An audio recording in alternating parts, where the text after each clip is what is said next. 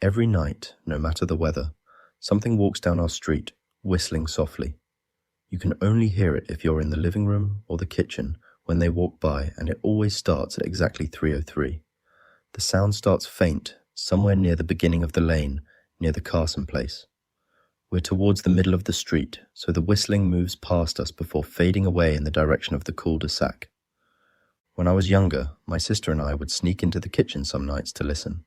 Mum and Dad didn't like that, and we'd catch hell if they found us out there, but they were never too hard on us since we always stuck to the one big rule. Don't try to look at whatever was whistling. My neighborhood is a funny place. I've lived here since I was 6, and I love it. The houses are small but well-kept, good-sized yards, plenty of places to roam. There are a lot of other kids here my age. I turned 13 back in October. We grew up together and would always play foursquare in the cul-de-sac, or roam around from back porch to back porch in the summer. This was a good place to grow up. I'm old enough to see it. And there's only the two strange things here, the night whistling and the good luck. The whistling never bothered me much. Like I said, I couldn't even hear it from my bedroom. But Mum and Dad don't like talking about it, so I've stopped asking questions. My dad is a strong guy, tall and calm. He has an accent since he moved to the US as a kid.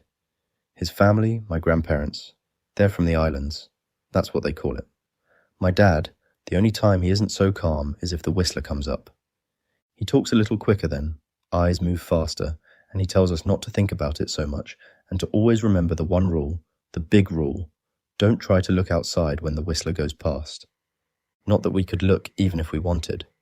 See, there are shutters on the inside of every window, thick pieces of heavy canvas that pull down from the top and latch to the bottom of the window frame. Each latch even has a small lock, about the size of what you'd find on a diary.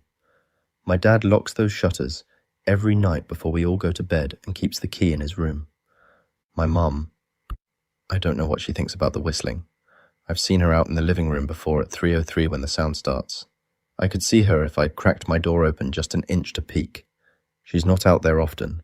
At least I haven't caught her much, but once or twice a month, I think she sits out there on our big red couch just listening. The whistler has the same tune every night. It's cheerful. Da-da-da-da-da-dum.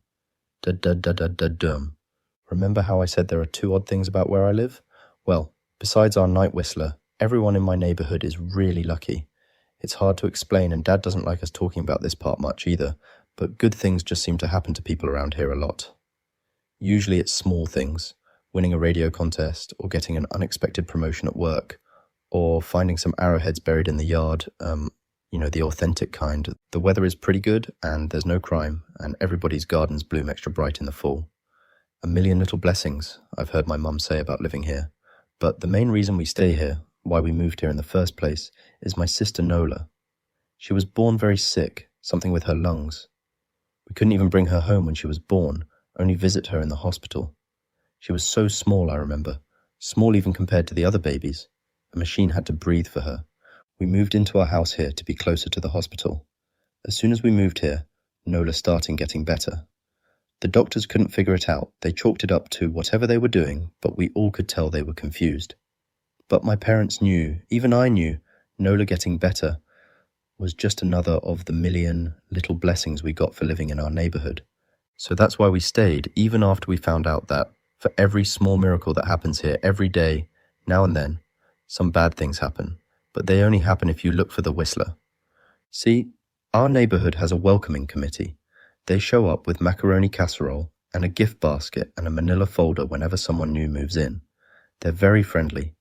4 people showed up when we moved in 7 years ago. The committee made small talk, gave me a Snickers bar, and took turns holding Nola. It was her first week out of the hospital, so they were extra careful.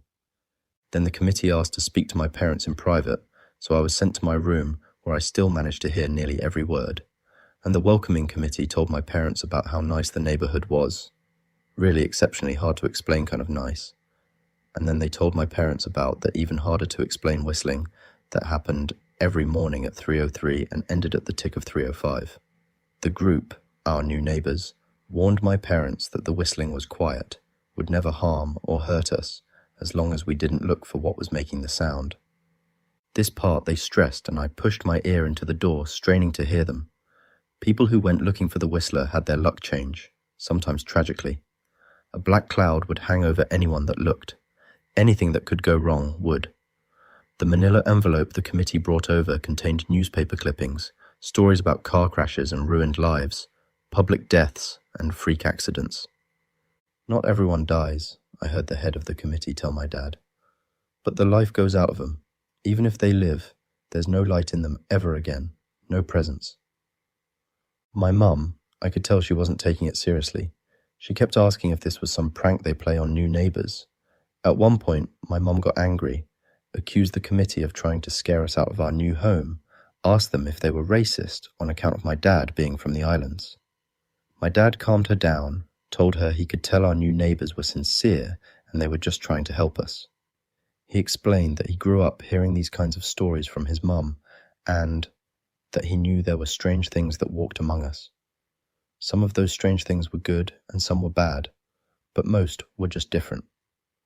After the committee left, Dad went out to the hardware store, bought the canvas blinds, the latches, and the locks, and installed them on every window in the house after dinner. That first night in our new house, I crept out of my room at 3 a.m., only to find my dad awake, sitting on the living room couch, holding my baby sister. My dad held up his finger in a shh motion, but patted the couch next to him. I sat, and we waited.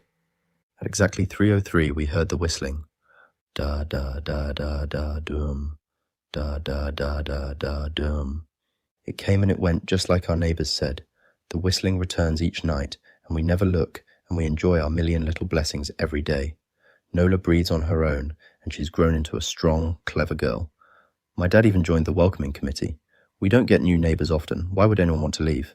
But when a new family moves in, my dad and the committee bring them macaroni casserole, a gift basket, and the manila folder. I can always tell by the look on my dad's face when he comes back if the family took the committee seriously or if we'd be getting new neighbours again very soon. Not long ago, a family moved in directly next to us. The previous owner, Ms. Maddie, passed away at age 105. She'd lived a good, long life. Our new neighbours seemed like they'd fit in just fine. They believed the welcoming committee, took my dad's advice about the locking shutters since they had a young child of their own. Whatever newspaper clippings were in that manila envelope, whatever evidence, my dad never let us see. But I imagine it must have been awfully convincing since our neighbours got along with no issues for the first month. One night, when our new neighbours had to leave town, they sent their son, Holden, to stay with us. He was 12, a year under me in school. I didn't know him well before that night, but as soon as his parents dropped him off after dinner, I could tell it was going to be a bad time. "Do you know who was always out there whistling every night?" Holden asked the moment the adults left the room. The three of us were sitting in the den, some Disney movie playing idly on the television. My sister and I exchanged a glance. "We don't talk about that," I said.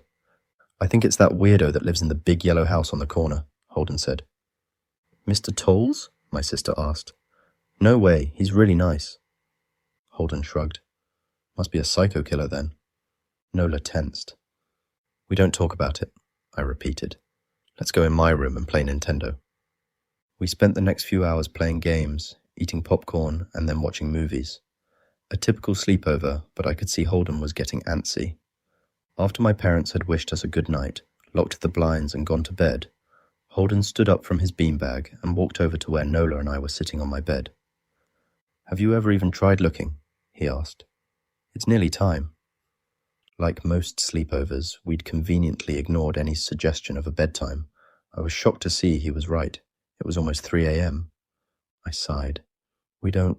See, I can't even try to look because my dad locks the blinds every night and hides the key," he continued, ignoring me. "So does our dad," said Nola. "No," replied Holden. "No, he doesn't." "You saw him do it?" I said, a little sharper than I meant to sound. Holden grinned. "Your dad locks the blinds, yeah, but he doesn't hide the key. He keeps it right on his normal keychain." "So?" I asked, worried I already knew what he would say next, because I had noticed that my dad didn't bother hiding the key anymore after all of these years, because he knew we took it seriously. "So, after your dad locked up, but before your parents went to bed, I went to the bathroom, and on my way, I may have peeked into their room, and I may have seen your dad's keychain on his nightstand, and I maybe went and borrowed the key to blinds." Nola and I stared, and his grin only grew wider. "You're lying," I said. Holden shrugged. "You can check if you want. Just open your parents' door and look. You'll see his keychain right there on the nightstand. Stay here, I told both of them. Don't move a muscle. I hurried over to my parents' room but hesitated at the door. If Holden wasn't lying, my dad would be angry, beyond angry. I was scared thinking about it, but more scared of an open window with the whistler right outside. I opened the door, barely an inch, and looked in, but it was too dark to see. Taking a deep breath, I walked into the room. 2 steps into the dark, I froze. The whistling started, and I could hear it clearly from my parents' room. I never realized, but they must have heard the sound every night since we moved into the house. They never told us. I don't think I could have slept through it. I stood there, listening to the whistling come closer, unsure whether I should turn on a light or call out for my dad. Soft sounds from the living room brought me back to reality. "Nola!" I yelled, running out of my parents' room. Holden and Nola were standing near the front door next to a window. Holden wasn't lying. I could see him fumbling with the lock on one of the blinds. I heard a click. He did have the key. Holden let out a quick laugh. Nola stood next to him, hunched up, afraid, but maybe curious. The whistling was right outside our house now. I think I made a sound, called out. I can't remember. Time felt frozen, clock hands nailed to the face, but I found myself moving. I'm not fast. I've never been athletic. Somehow, though, I covered the space between myself and Nola in a moment. My eyes were locked on her, but I heard Holden pull the blind all the way down so it could release. I heard the snap of it start to raise, and I heard the whistling just on the other side of the window. But I had my arms around Nola, and I turned us so she was facing away from the window. At the same time, I jammed my eyes shut. The blind whipped open. The whistling stopped. I felt Nola shaking in my arms. "Don't look, okay?" I told her. Don't turn around." We were positioned so that she was facing back towards the hallway, and I was facing the window. My eyes were still closed. I felt her nod into my shoulder. I reached out with the arm not holding Nola and tried to touch Holden. My hand brushed against his arm. He was shaking worse than Nola. "Holden?" I asked. Silence. I reached past him and gingerly felt for the window, eyes still sealed shut. The glass was cold against my fingertips, colder than it should have been for the time of year. I moved my hand up the window, searching for the string to the blind. The glass began to get warmer the further I reached, and there was a gentle hum feeding back into my fingertips.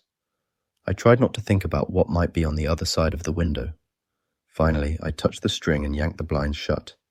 I opened my eyes. In the dim light leaking out from the kitchen, I could make out Holden, pale and small, staring at the now closed window. "Holden?" I asked again. He turned towards me and he screamed. Everything became a flurry of motion. Lights sparked to life in the hall, then the living room. My parents' footsteps thudded across the hardwood floor. I didn't turn to look back at them. My eyes were glued to Holden. He was pale, had bit his lips so hard there was a thin red line of blood running down his chin, and he'd wet himself. "What happened?" my dad asked from behind me. I managed to swivel away from Holden and look back. He looked. I'd never seen my dad scared before, but I saw it that night, in that moment, an old, ugly terror stitched on his face, a parent's fear. "Just Holden?" he mouthed to me. I nodded yes. My dad let out a breath. He looked so relieved I nearly expected him to cheer, but then he turned to Holden, and my dad's face changed. I wondered if he felt bad for feeling good that Holden was the only one that looked. There was a knock at the door. We all froze. Holden whimpered. "Don't answer it," my mum said. She stood at the threshold of the hall. I'd always thought she was a skeptic and just humoured my dad about the windows and the whistler, but that night we were all believers. I noticed that both of my parents held baseball bats they must have taken from their bedroom. The knock came again, a little louder this time. "Please don't open the door," Holden whispered. My dad walked over to him, hugged him close. "We won't," my dad promised, still holding his bat. "Nothing is coming in here tonight." Thud, thud, thud. This time, the knocking was loud enough to rattle the door. Holden screamed again, and Nola clutched her arms around my neck. My mum came over and knelt down next to us, wrapping my sister and me close. Thud, thud, thud. "Call the police," my mum whispered to my dad. The knocking instantly stopped. My dad looked over his shoulder at us. "Do you think—" He was cut off by frantic knocking that trailed off to a polite tap-tap-tap-tap. "Police," something said from the other side of the door. The voice from outside sounded exactly like my mum, like a parrot repeating the words back to her. "Police. Call. The police. Tap-tap-tap police." My mum pulled us closer. "Police, police, police, police." "Please stop," I heard her whisper. "I don't think calling them will help," my dad said. "How will we know when they're the ones at the door?" The knocking came back harder than before. The door shook. Then it stopped. After a long moment, I heard the knocking again, but it was coming from our back door. We all turned together towards the back door, but the knocking immediately returned to the front door. Front to back to front. Loud, then quiet, then loud again. Suddenly the sound was coming from both doors at once. Big, heavy blows like a sledgehammer. Then something started rapping against all of the windows in the house, then the walls.